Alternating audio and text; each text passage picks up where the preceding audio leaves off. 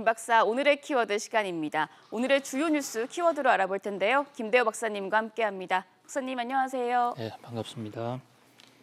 네, 오늘도 5개 키워드 준비되어 있습니다. 첫 번째 키워드부터 함께 보시죠.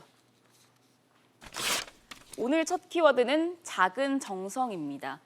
4차 추경이 공식화됐습니다. 이번에는 코로나19 재확산에 피해를 입은 소상공인과 중소기업을 위주로 지원한다는 내용인데요. 그런데 그 속을 들여다보니까 당초 선별 원칙이 무색해졌다 이런 이야기도 나오고 있어요. 네, 정부가 이 2차 추경을 2차 재난지원금, 그리고 4차 추경을 확정을 하고 그 내용을 국회로 송부합니다. 이에 따라서 국회에서 여야 합의에 따라서는 빠르면 다음 주 정도, 늦어도 이 다음 추석 전까지는 집행이 될 것으로 보이는데요.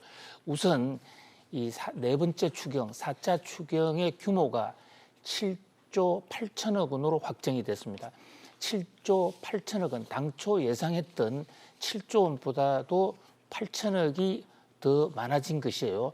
우리나라가 추경을 한 해에 4번씩이나 한 것은 1961년 이후 59년 이후 처음이죠. 네.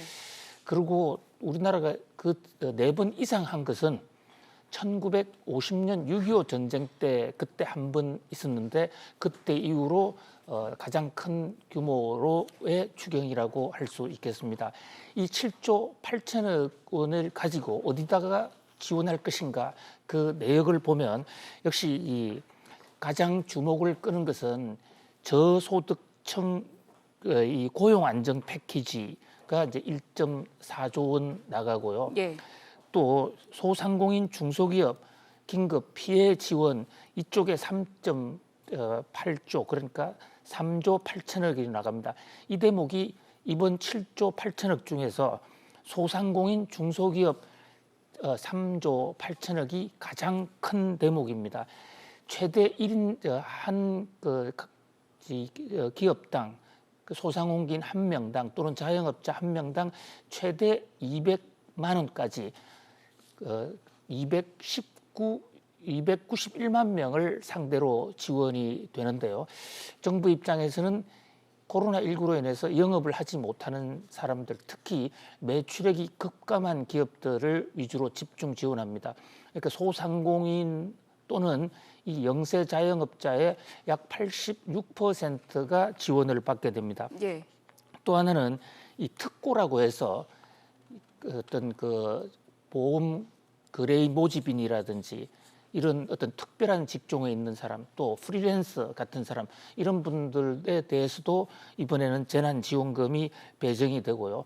또 하나 특기할 대목은 이 아동 돌봄 지원이 그동안에는 이 12세 이하로 제한이 되어 있는데 이번에는 초등학생까지도 확대한다 하는 그런 어떤 그 대상의 확대. 그다음에 이동통신 요금을 1인당 2만 원씩 준다.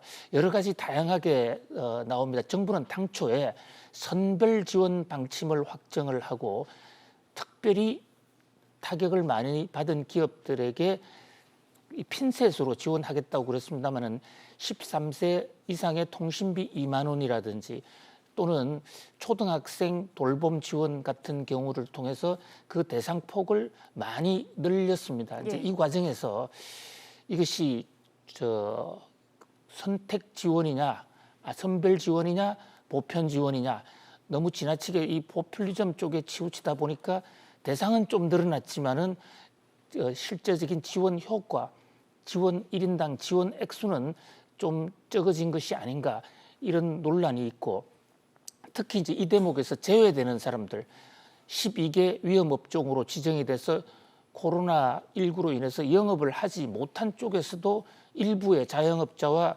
일부의 영세 중소 상인들은 혜택을 받지 못하게 되는 이런 안타까운 일이 있게 됩니다. 여기에 대해서 이제 문재인 대통령은 어려운 여건 속에서 정부가 작은 정성으로 마련한 것이다. 네.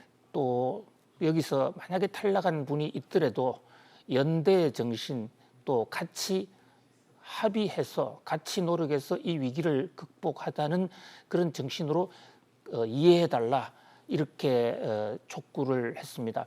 아무튼 이 2차 재난지원금이 타격받은 어려운 사람들에게 회생의 큰 카드가 되었으면 하는 그런 마음입니다. 네, 2차 재난지원금에 대해서 알아봤습니다. 이어서 두 번째 키워드로 넘어가 보겠습니다.